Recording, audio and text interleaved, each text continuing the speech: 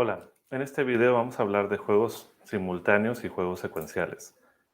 En los juegos simultáneos, un jugador no tiene otra opción más que elegir por sí mismo, considerando las opciones que tenga el rival. O sea, buscar siempre la mejor respuesta posible en condiciones en las cuales el rival también puede tomar ciertas decisiones.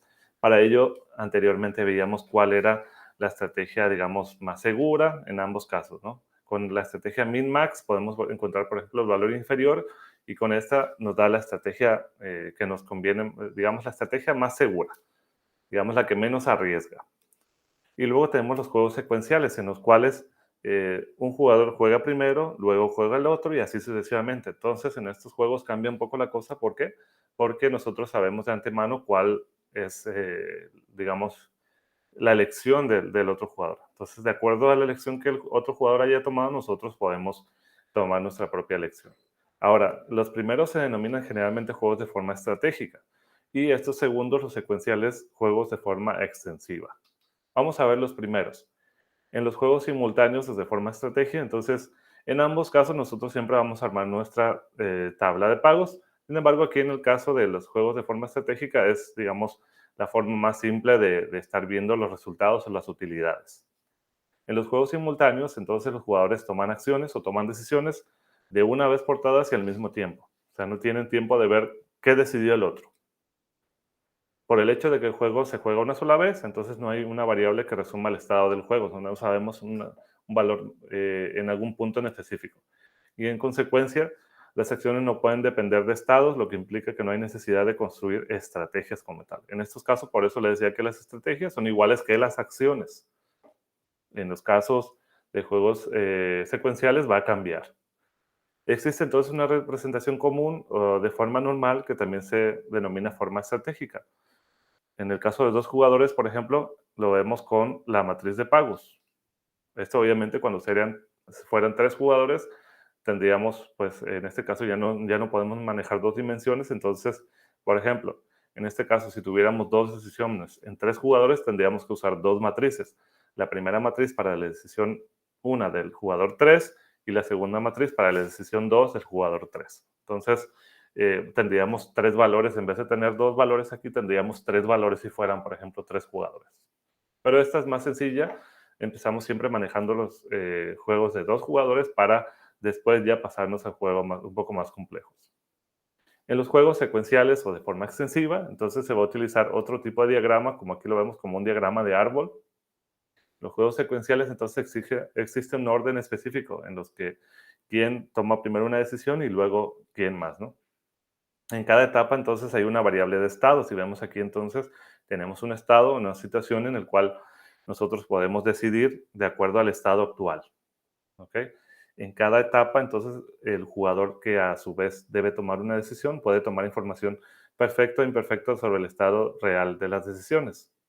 Esto de información perfecta e imperfecto vamos a dejarlo para un poco más adelante. En estos momentos nosotros estamos hablando de juegos de información perfecta, donde conocemos pues cuál es el resultado en esa situación. Puede haber casos en los que no conozcamos completamente el resultado. Los jugadores toman decisiones basadas en el estado, en otras palabras, pueden construir un mapa de estados a decisiones y ese mapa se llama estrategia. La naturaleza secuencial del juego está convenientemente representada de forma extensiva o de árbol, lo vemos aquí. Esto lo vamos a estar utilizando generalmente para los juegos de forma extensiva. Vamos a ver el primer ejemplo, que es un juego de forma estratégica, en donde debemos elegir entre pares y nones. O sea, cualquiera de los dos jugadores puede elegir un número cualquiera entre pares y nones. Entonces, ¿cuál sería el resultado del juego? Vemos aquí en la tabla directamente. Si el jugador 1 elige par y el jugador 2 elige par, entonces el jugador 1 va a obtener 5, en este caso hablamos de 5 pesos, y el jugador 2, pues obviamente pierde esos 5 pesos. ¿Ok? Ahora, si el jugador 1 juega pares y el jugador 2 juega nones, entonces pierde el jugador 1 y gana el jugador 2. Entonces vemos cuando son iguales, ya sea pares y pares, nones y nones, entonces va a ganar el jugador 1. Como lo vemos aquí, 5 y menos 5. Y si son diferentes, nones y pares o pares y nones, entonces gana el jugador 2. Es un juego bastante sencillo y esta es nuestra tabla de pagos. Aquí lo vemos, ¿no? Entonces, es una manera muy simple de representar este tipo de juegos con esta tablita de pagos. Vamos a ver un juego de forma extensiva o de forma, recuerden, secuencial. Aquí entonces el primer jugador juega primero. Vamos a poner para ello directamente el árbol, para que nosotros vayamos entendiendo de qué se trata este juego, ¿no? Jugador uno va a jugar primero. Elige entre tres opciones, I, C y D. Si el jugador uno entonces elige la opción primera que es I, entonces nos vamos por acá y los resultados son 2 para el jugador uno y 0 para el jugador 2. Ok, vamos en el siguiente caso. Entonces tenemos que el jugador uno puede elegir C. Vamos a suponer que es izquierda, centro y derecha, ¿no? Entonces, si elige C, el jugador 2 ahora va a jugar y puede elegir entre I y D, ¿verdad? Entonces vamos a ver que esto va a ser lo que va a elegir el jugador 2 entre I y entre D. Y allí termina el juego obteniéndose pagos de 4 y 7 para el jugador 1 y para el jugador 2, o 1 y 2 para el jugador 1 y jugador 2. Aquí ya podemos nosotros imaginarnos que, por ejemplo, si el jugador 1 elige C, al jugador 2 le va a convenir obtener una mayor ganancia, una mayor utilidad, entonces obviamente elegiría ¿cuál? Pues aquí vemos que elegiría esta opción o I, ¿verdad? Entonces aquí estamos ya hablando, adelantándonos un poco de la mejor respuesta del jugador 2. Vamos entonces con el último caso, que el jugador 1 eligiera D, por ejemplo, entonces el jugador 2 podría elegir entre I o podría elegir D. Ahora, si elige I, van a obtener 5 y 4, y si elige D, tienen 1 y 3. Y aquí lo vemos nuevamente que obviamente aquí el jugador 2, su mejor respuesta sería elegir I para obtener 4. Recuerden que cada uno va a obtener su propio resultado, ¿no? En realidad al jugador 2 le interesa, en este caso estamos hablando de juegos no cooperativos, le interesa cuánto va a ganar él, no le importa cuánto va a ganar el otro. En este caso no es un juego de suma cero, o lo vemos, porque los resultados de cada uno no suman cero. 1 más 3 me quedaría, por ejemplo, en este caso 4, ¿no? Entonces, esa es la representación del juego de forma extensiva, en este caso con dos jugadores. Y vamos a ver que cada uno tiene diferentes opciones a elegir. Vamos a armar entonces el juego. ¿Cuáles son sus elementos? Los jugadores serían 1 y 2. Las acciones serían izquierda, derecha, centro para el jugador 1 y izquierda, derecha para el jugador 2. Y las estrategias, aquí es donde vamos a ver que cambia. ¿Por qué? Porque el jugador 1 tiene solamente esas opciones. Él juega primero y tiene solamente esas opciones que jugar. No puede depender del jugador 2. ¿Por qué? Porque él es el que juega primero. El jugador 2, sin embargo, puede tomar diferentes estrategias dependiendo de lo que haga el jugador 1.